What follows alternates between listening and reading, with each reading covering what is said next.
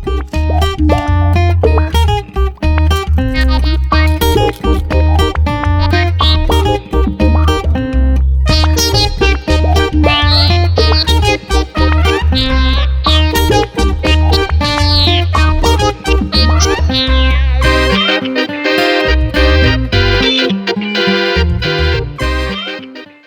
everyone, and welcome to my YouTube channel, Cheryl in the Kitchen.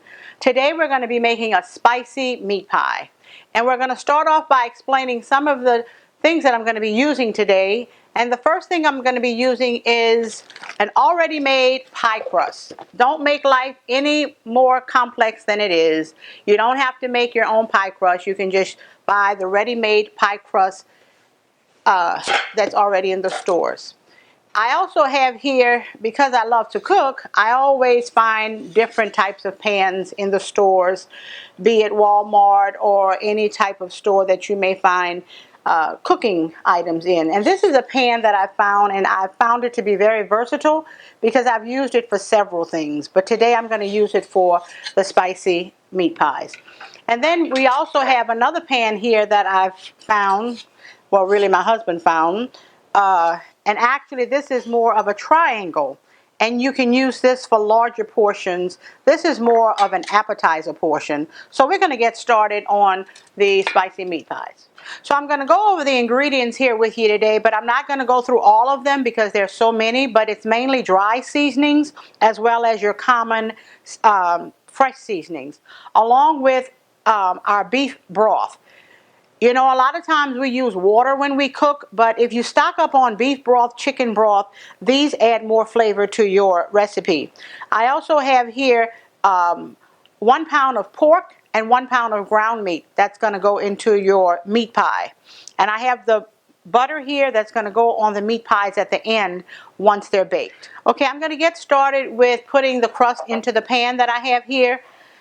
In the South, we deal with a lot of humidity. And so, therefore, you want to make sure that you have your pie crust out of the refrigerator where it can be easily moved and rolled with a rolling pin. Now, with any pie crust, you're going to need to have at least a little flour to brush over your rolling pin. And it doesn't matter because some of it could actually fall onto the crust because you need some of that so that it won't stick once you start putting it in the pan. I'm going to roll it out, which I did a little bit ahead of time. Okay? And I'm going to roll it to the form of this pan, which is pretty oblong. So to make life easy for me, I put it on a piece of foil so that it wouldn't stick to the counter. So you can use that little tip. All right? And I hope it works with me. So I'm going to take this and I'm going to flip it over onto this pan. And then see how easy it is to just take the foil off of it and make sure you have it fitting on the pan. Now I'm going to take my rolling pin and I'm going to just press it down gently to make sure that it gets in to the creases. And not always does the pie crust fit exactly in a pan. So you see where I have this excess?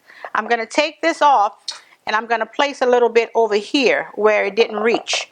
But then I'm going to also take my rolling pin again and I'm going to press it down in here to make sure that all of the spaces are covered. And you see where this, I'm pressing this down here? That's to make sure that we have enough room for the meat to go inside of the meat pie. And it doesn't matter that it looks a little uneven in places because you'll see what I'm going to do once I use my cookie cutter. Once we have the pie crust in the pan, then I have another pie crust that I've rolled out that I'm going to use because this is going to go over the meat pie once I put the meat in. So make sure, you know, just as a little tip to put it on foil, that way it won't stick, and make sure you have your flour to sprinkle on to your dough to make sure that it doesn't stick to the rolling pin. Heat 2 tablespoons of oil in a large skillet over medium-low heat. Whisk 3 tablespoons of flour and cook until flour turns from white to a nutty brown color, 2 to 3 minutes. Add beef and pork to flour mixture, stirring occasionally until browned about 5 to 6 minutes.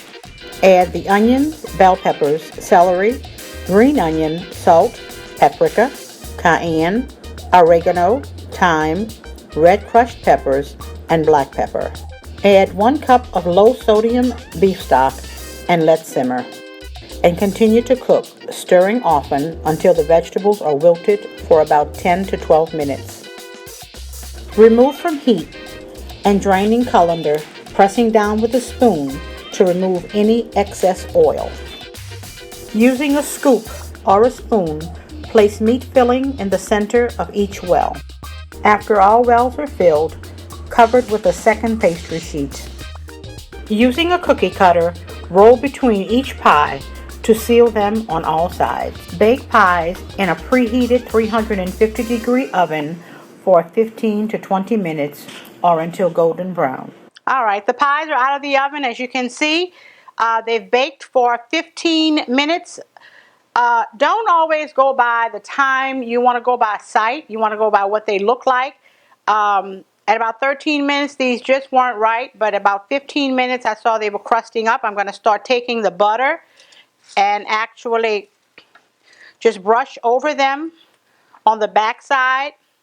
If you see the pan, this is the pan that they came out of. I just flipped it over onto this larger pan. Now that the meat pies are done, I'm going to plate them on a very decorative plate, something with color, because as you see, this is pretty much brown. And just to add a little color and try to make a little pattern when you put things on a plate. Okay, I'm just going to cut this one open to show you what it looks like, but when you're eating it, you just want to bite into it and you don't really have to cut it. But this is just what it looks like on the inside. Now that we have everything plated, I'm going to move the big pan to the side. And as always, I love to garnish with a little greenery. And you just take some parsley and put it on the plate.